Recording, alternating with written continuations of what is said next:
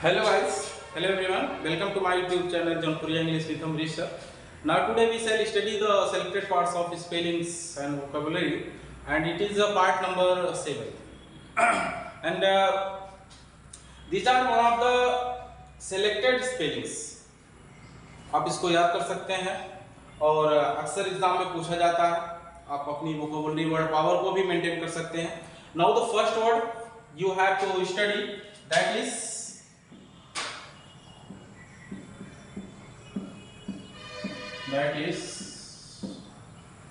वैक्नेलिया. It is called bacchanalia. Bacchanalia means होता है शराब की पार्टी. शराब की पार्टी. अब शराब की party bacchanalia, it is called जो है वैक्नेलिया. वैक्नेलिया प्रोनाउंसिएशन जो है British bacchanalia. It is called bacchanalia. It is called bacchanalia. Bacchanalia. अब याद कैसे करोगे? अब इसको हमने एक शब्द ले लिया, इसको डिवाइड किया थोड़ा सा, तो इसमें हमने हिंदी का एक वर्ड मिला हमको. ऐसे लग रहा है कि बच्चा, बच्चा. और एक वर्ड मिला नाली. नालिया को हमने बना दिया नाली. बच्चा नाली में गिरोगे. बच्चा नाली में गिरोगे. बच्चा नाली में गिरोगे. अगर शराब पियोगे तो कहां गिरोगे? ऑब्वियसली नाली में गिरोगे. तो बच्चा नाली में गिरोगे. बच्चा नाली में गिरोगे. बच्चा नहीं लिया तो it is not bacchanalia but it is called bacchanalia. Bacchanalia. Bacchanalia. Bacchanalia. Bacchanalia. तो बच्चा हमने हिंदी बनाया है, तो बच्चा नाली में गिरोगे. It is called bacchanalia. Bacchanalia. Bacchanalia. Okay. Bacchanalia. It is called bacchanalia. तो बच्चा नाली में गिरोगे. तो सीधे सीधे बच्चा, इसको वक्का तो हमने कह दिया है बच्चा नाली में गिरोगे. शराब पियोगे तो बच्चा नाली में गिरोगे. बच्चा नाली में गिरोगे शराब की पार्टी अगर होगी तो. Now the second word is, थोड़ा समझाने में टाइम लगता है इसमें, जो लंबा हो जाता है. Now the second word is, second word is entrepreneur. Second word is entrepreneur. It is called entrepreneur. Entrepreneur या entrepreneur. इसको entrepreneur भी बोलते हैं, लेकिन ये अमेरिकन डायलेक्ट में बोलते हैं, ये ब्रिटिश में है, तो थोड़ा सा डिफरेंट होता है. तो entrepreneur आपके थोड़ा सा कम जो रहता है. entrepreneur. तो entrepreneur, एंटरप्रेनर या एंटरप्रेन्योर, इसका अर्थ क्या होता है? उद्यमी. उद्यमी या बिजनेस करने वाला या व्यापार करने वाला. व्यापार करने वाला, उद्यमी या व्यापार करने वाला. तो entrepreneur. It is called entrepreneur. Entrepreneur. अब याद कैसे करना है? सिंपल सा तरीका है याद करने का. आपने इसमें से एक शब्द ले लिया एंटर. एंटर प्री में नर. नर माने कोई व्यक्ति, नर्मदा. तो एंटर प्री में नर ने एडमिशन लिया. नर ने एडमिशन लिया व्यापार के लिए. एडमिशन लिया. एंटर प्री में नर ने एडमिशन लिया. तो एंटर प्री में नर ने एडमिशन लिया. नर ने, एंटर प्री में नर ने एडमिशन लिया. एंटरप्रेनर. एंटरप्रेनर माने क्या होता है? उद्यमी या व्यवसायी. इसकी स्पेलिंग थोड़ी सी लंबी है. एंटरप्रेनर. एंटरप्रेनर. तो entrepreneur. Second word is, the third word is, time लग जाता है समझाने में. Now third word is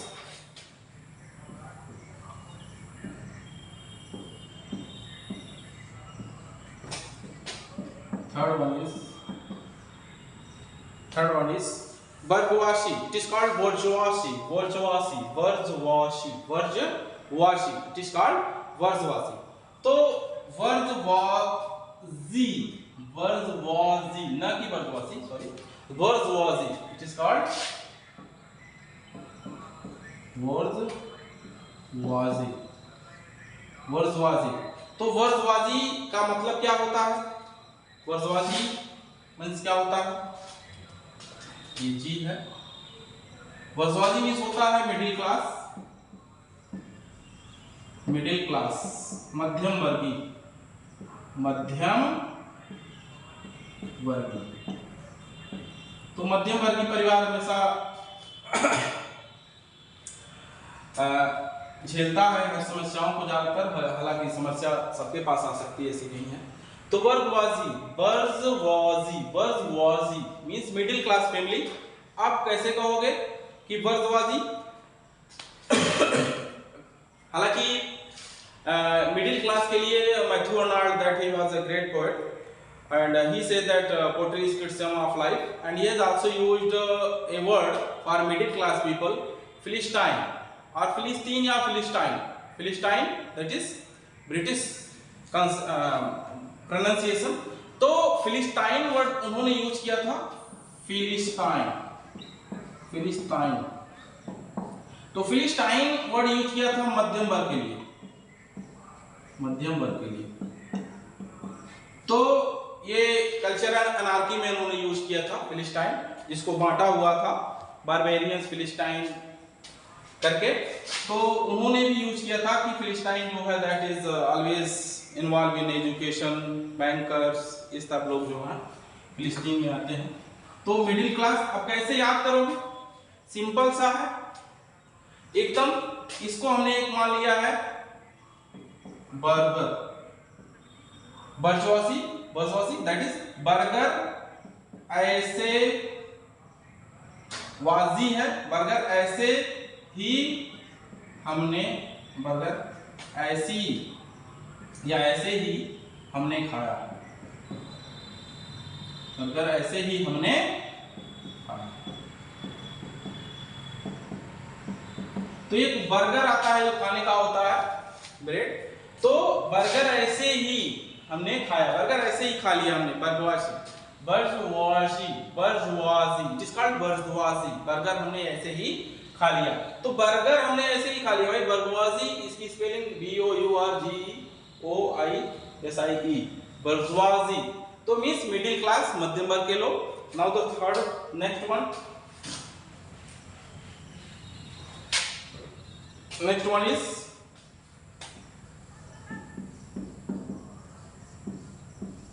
hillock. Hillock, अब हिलॉक मींस होता है छोटी पहाड़ी, छोटी पहाड़ी। अब छोटी पहाड़ी कैसे याद करोगे? सिंपल सा है, हालांकि डबल एल आया है। तो एक वर्ड आया इसमें से हिल और दूसरा आया है लॉक, हिलॉक। तो हिल को लॉक कर दिया, हिल को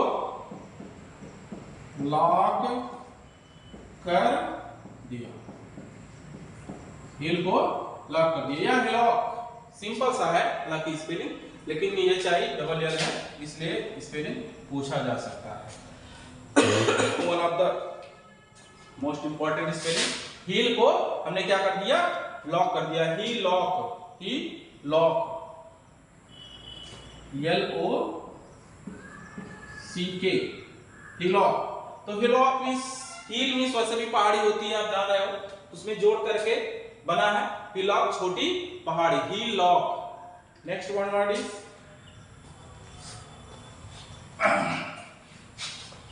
हिलॉक मींस छोटी पहाड़ी। नेक्स्ट वर्ड इज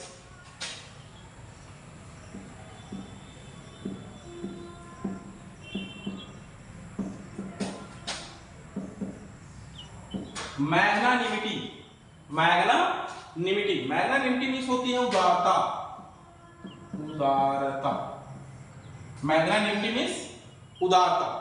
अब मैग्नानिमिटी कैसे याद करोगे? मैग्नानिमिटी, तो मैग्ना एक शब्द है, मैग्नानिमिटी, मैग्नानिमिटी, मैग्नानिमिटी। अब यहां पर एक वर्ड हमने ले लिया है मेघना। अब मेघना को हमने बना दिया है मेघना, मेघना ने magnanimity.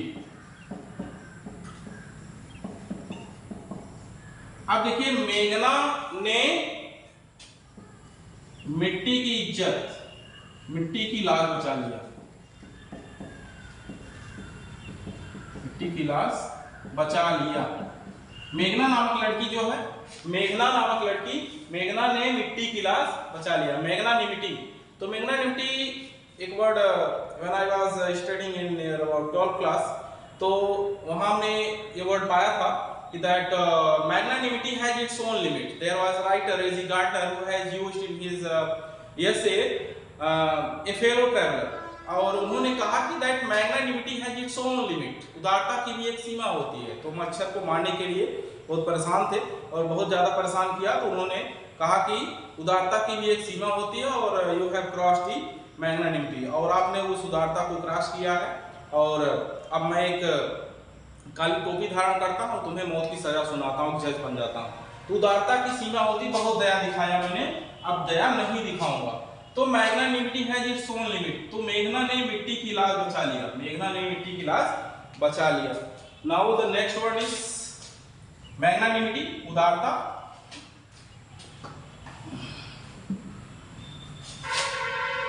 Next word is, and it is very easy word, omelette. ये पूछा भी गया था और बहुत लोगों ने इसको गलत किया था एग्जाम में, जिसके कारण जो है उनको दिक्कत हुई सिलेक्शन में। तो ऑमलेट, ऑमलेट,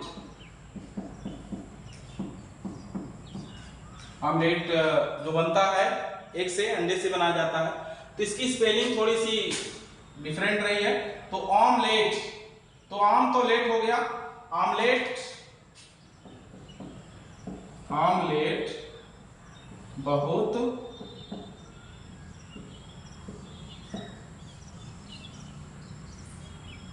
पफी बना है, बहुत ही पफी बना है।